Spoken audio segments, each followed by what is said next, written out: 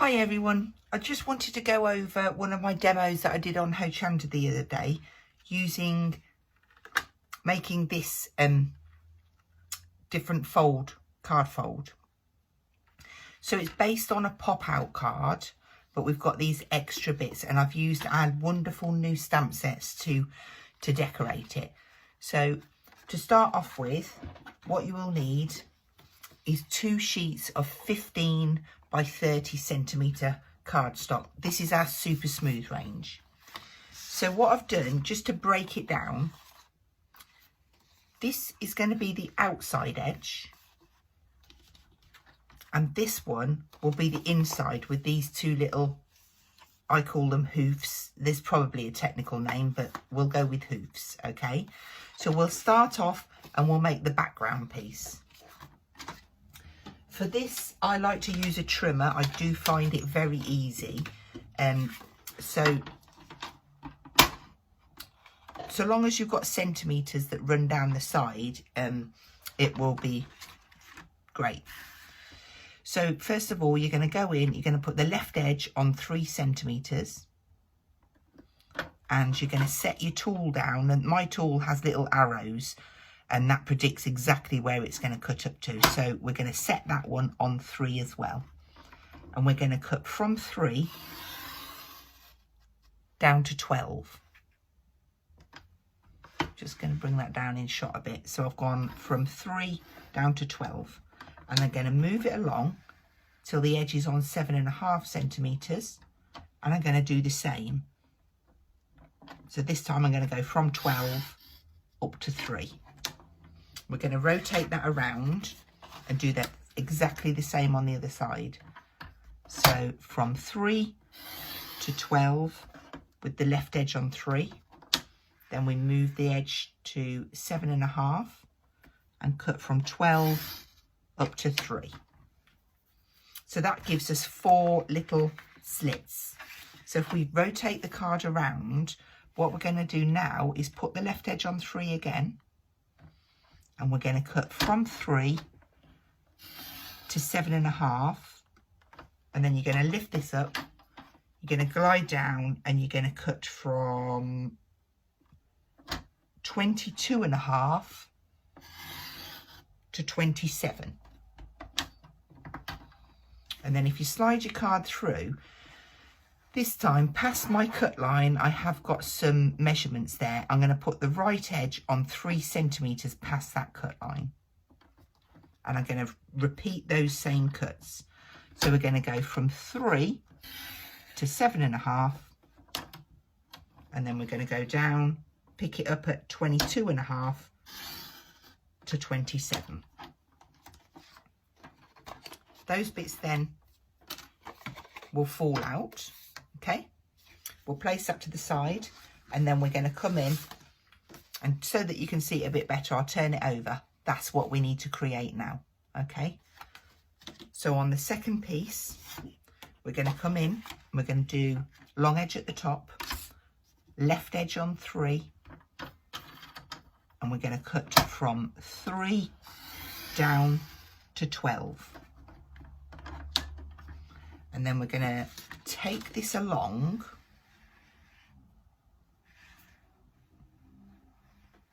I'm going to go to 12 and we're going to do the same line. So we're going from 3 down to 12 and then we can rotate that around. The reason I rotate it is because it's less measurements to remember. So we start off on 3,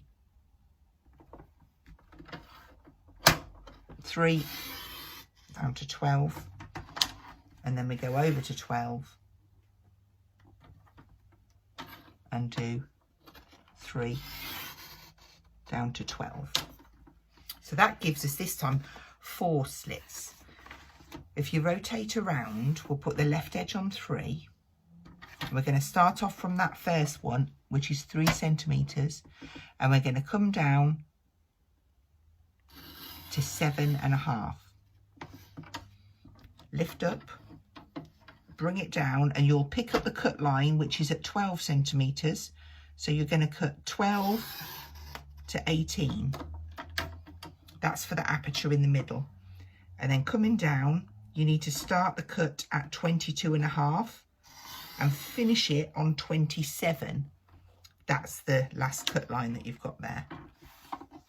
So that middle bit's come out. That stayed attached because we need it to, and so has that one there. So now we need to repeat that down this side. So the right edge is on 3. We'll go up to the top to start. So on 3 to 7.5. Lift up, go down to 12 and cut 12 to 18. Lift up, go down to 22.5. So we're going to cut 22.5 down to 27. That's our cutting done. So the middle bit will fall out, and then we've got the little hoofies on the side. So now we need to put some score lines in to complete it. So I'll bring my board in. I wonder if I can do it on a smaller board because it's hard to get it up there with the camera. So you need the centimetre side, and on this piece with the hoofs, we need to go along to 7.5. And if we go, put our tool in 7.5 and just do the bottom piece as well. Okay, rotate that around. 7.5, and then the bottom bit as well. Now while we're here, we need to put a halfway point in. So halfway for us on this is going to be 15 centimetres.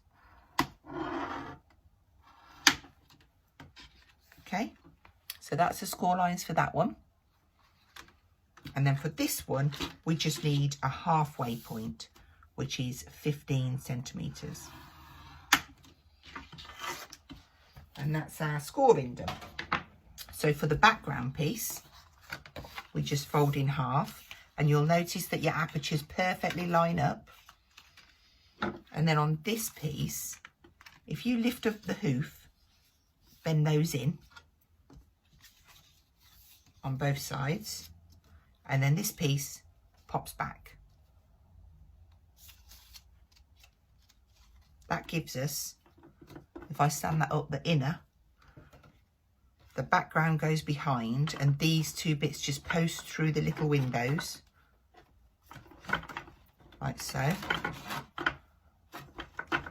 And that gives you your perfect pop-out card.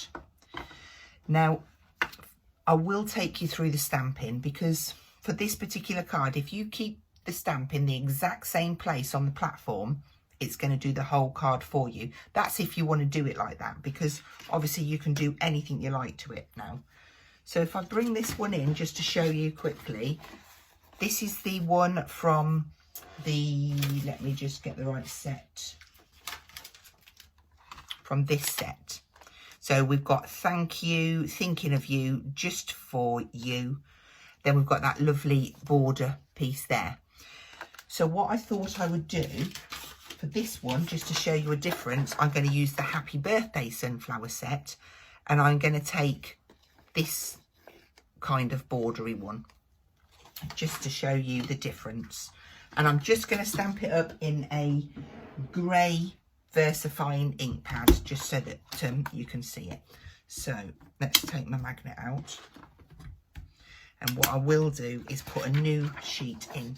I wonder if I can just get by with doing it on there. Yeah, that'll be fine. Okay, so first of all, pop your outer piece in, and I'm going to get that butted in and pin it down, because the first lineup is the most important. Now this one has a little poppy or rose that's just popping up that way, so I'm going to do that to the outside. And all I'm going to do, I've got a hair attached to it, is position central. So this piece of card measures 15. So it's roughly about 7.5 for that poppy. I'm going to have to turn it round so I can get a better view. Hope that doesn't move the camera. Right. Just take your time and get it central. It's not symmetrical, so actually that poppy isn't the centerpiece. And I'm calling it a poppy. It might not be. Right, there we go. That is roughly around the 7 centimetre mark, and I look like I've got an even border on both sides. So I'm going to pop that down into place. That's when I'll swing it round, because I know that whatever I do now will match up. So your chosen ink, you can do this in oxides, versifying. I'm using a versifying Claire. This is the grey one. And then you're going to go over. I always press firmly in the middle and then just a little bit on the outsides. Because they're more delicate, it doesn't need the extra pressure. But because of the sunflower and the detail in the middle, that's why I'm pressing harder. So there's one. I'm going to rotate that around. And we'll ink up again.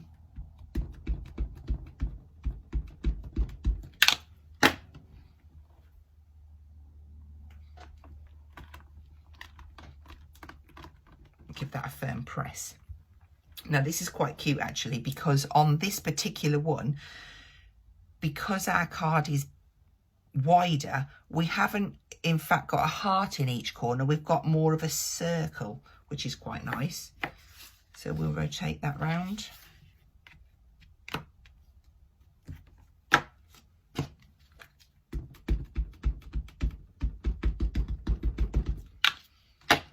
do the third.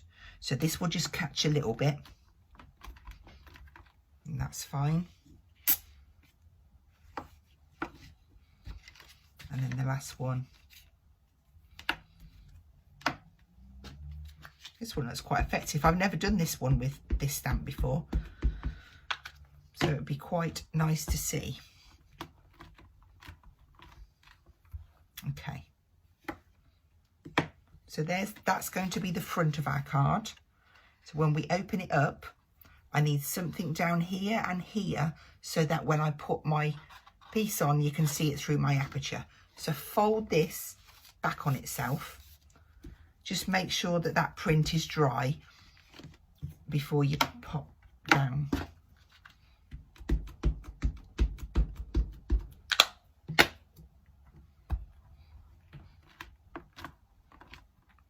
That's one side. Flip it over and repeat.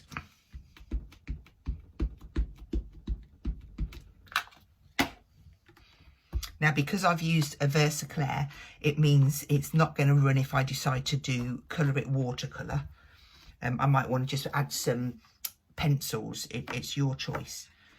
So now that's the inside of our card. Whoopsie, that's the front. I've got it the right way up now.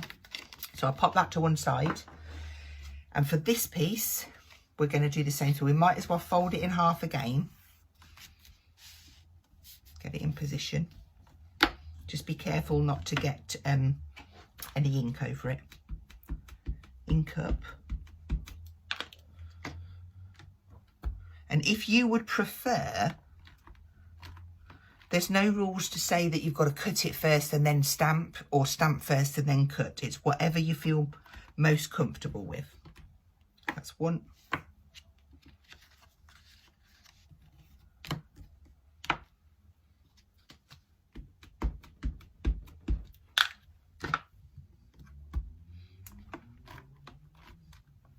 Just make sure that you get a good image in that middle. I didn't ink that one properly. So now this one will only need a tiny bit. Let's just see where that comes to. We're literally just getting that bottom half, so there's no point in inking it all. And that'll stop it from going onto my paper behind.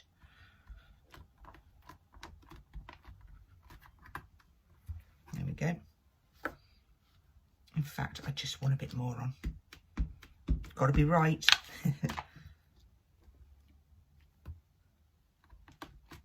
So, and the last one.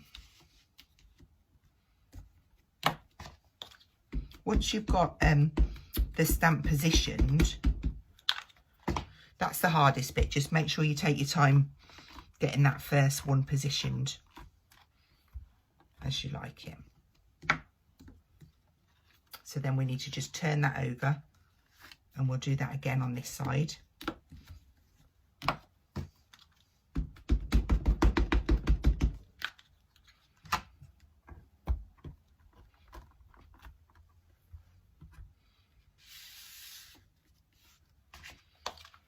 And just continue round. I mean, there's no rules to say that you've got to do this all the way round. It's just a nice way to finish it off, and it just matches the stamps beautifully.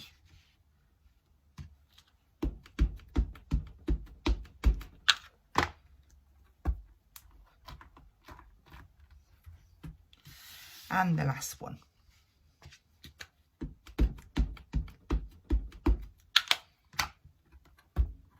Whoopsie, magnet's in the way, so just slide that out.